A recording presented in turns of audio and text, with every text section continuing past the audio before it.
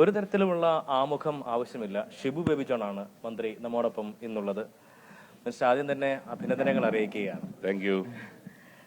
ചവറ 2011 അന്ന് ആദ്യം വരുന്നു, അവിടെ നിന്ന് മന്ത്രിസഭയിലേക്ക് ആദ്യം തന്നെ എത്തുന്നു. പിന്നെയുള്ള ഒരു 10 വർഷം ഈ ഒരു മേഖലയിൽ തന്നെ, അല്ലെങ്കിൽ നമ്മുടെ ഒരു തിരഞ്ഞെടുക്കപ്പെട്ട ഒരു അവസ്ഥയിലേക്ക് ഇല്ലായിരുന്നു. പക്ഷെ അപ്പോഴും രാഷ്ട്രീയ പ്രവർത്തനത്തിൽ സജീവമായിരുന്നു. ഇപ്പോൾ ഈ 2026 എത്തുമ്പോൾ വീണ്ടും ജനങ്ങൾ കൈപിടിച്ചുയർത്തിയിരിക്കുകയാണ്. എങ്ങനെയാണ് ഈ കഴിഞ്ഞ കാലത്തെ ഒന്ന് വിലയിരുത്തുകയും ഒപ്പം തന്നെ ഇപ്പോഴത്തെ ഈ സാഹചര്യത്തെ? അല്ല, വളരെ ട്രോമാറ്റിക് ആയിരുന്നു എന്നുള്ളത് സത്യമാണ്.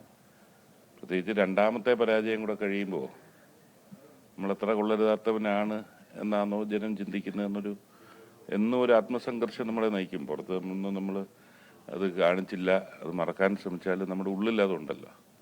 പ്രത്യേകിച്ച് RSP പോലൊരു രാഷ്ട്രീയ പ്രസ്ഥാനം ഇങ്ങനെ രാഷ്ട്രീയ നിലപാടെടുത്ത് അതിന് ശേഷം നിയമസഭയിൽ പ്രാതിനിധ്യം ഇല്ലാതെ വരുമ്പോൾ ഈ പ്രസ്ഥാനത്തെ നയിക്കുന്നവരിലൊരാളെന്നുള്ള നിലയിൽ അതിൻ്റെ ഒരു ഭയങ്കര ആത്മസംഘർഷം അതിലും ഉണ്ടായിരുന്നു.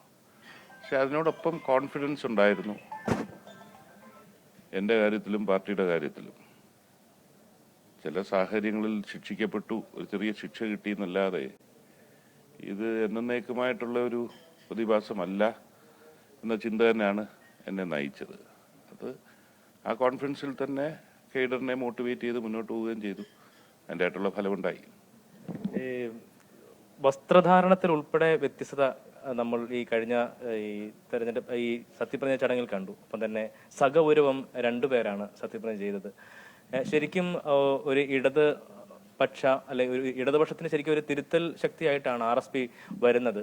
ആ ഒരു തിരുത്തൽ ശക്തിയായി തന്നെ UDF-ന് ഒരു ഇടത് മുഖം നൽകുന്ന 2 കക്ഷികളാണ് CMPയും RSPയും എന്ന് പറയുന്നുണ്ട്. അപ്പോൾ ആ നിലയ്ക്ക് തന്നെ വിലയിരുത്തപ്പെടാൻ കഴിയുമോ?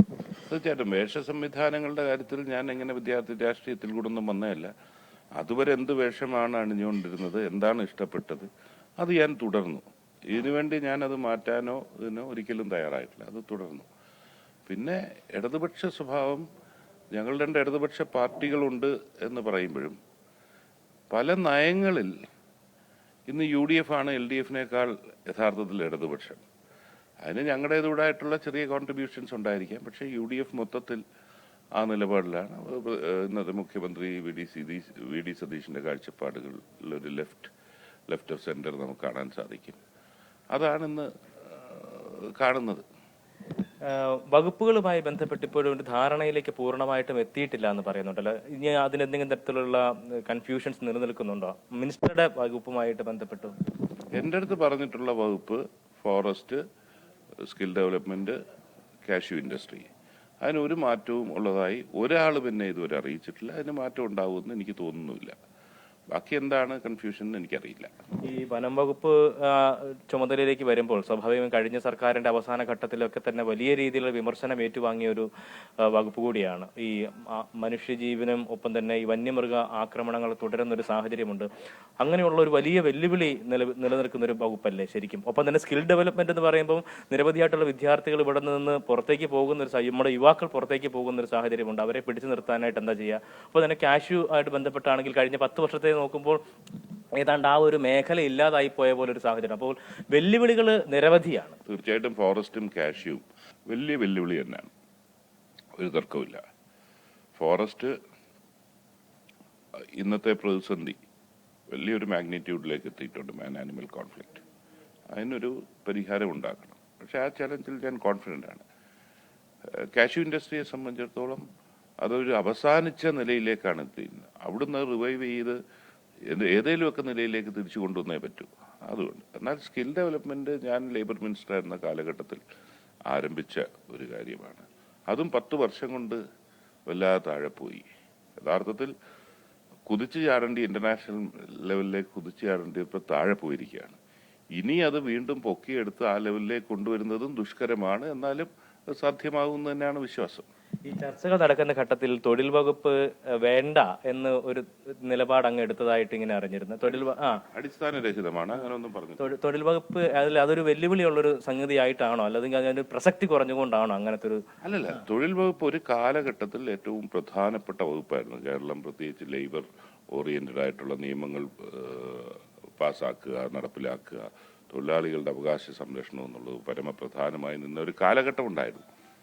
അതിനുശേഷം ഇപ്പം ലേബർ കോഡ് നടപ്പിലാക്കിയ സ്ഥിതിക്ക് ആ നിലയിലേക്കുള്ള റെലവൻസ് ഇല്ല. അന്നേരം ആ വകുപ്പിന്റെ പ്രാധാന്യം തന്നെ കുറഞ്ഞു. ആ പ്രാധാന്യം കുറഞ്ഞതുകൊണ്ടാണല്ലോ കഴിഞ്ഞ തവണയും വിദ്യാഭ്യാസത്തിനോടൊപ്പം പൊതുവിദ്യാഭ്യാസത്തിനോടൊപ്പം ഒരു ഉപവകുപ്പായി ലേബർ മാറ്റിയത്.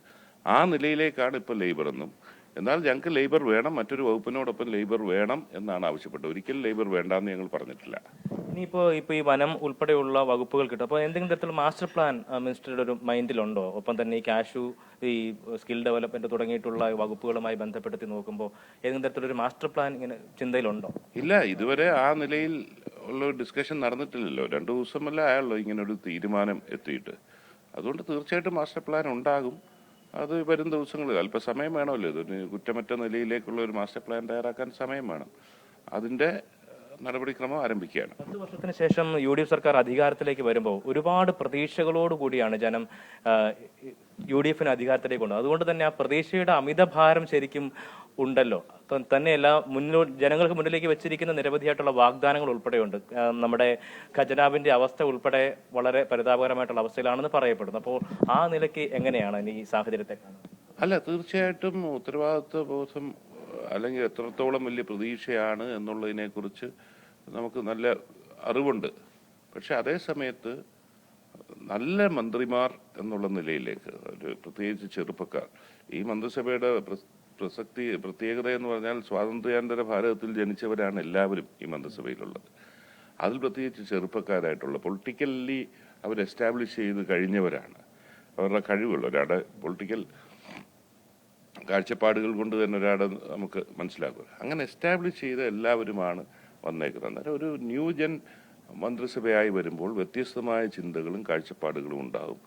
കഴിഞ്ഞ സ്വാതന്ത്ര്യം കിട്ടിയതിന് ശേഷം നമ്മൾ പിന്തുടർന്ന ഒരു ഭരണ രീതിയിൽ നിന്ന് തികച്ചും വ്യത്യസ്തമായ ആധുനിക കാഴ്ചപ്പാടുകൂടിയുള്ള ഭരണമാണ് വരേണ്ടത്. അത് വരാൻ ഉള്ള ടീം ഉണ്ടായിട്ടുണ്ട്.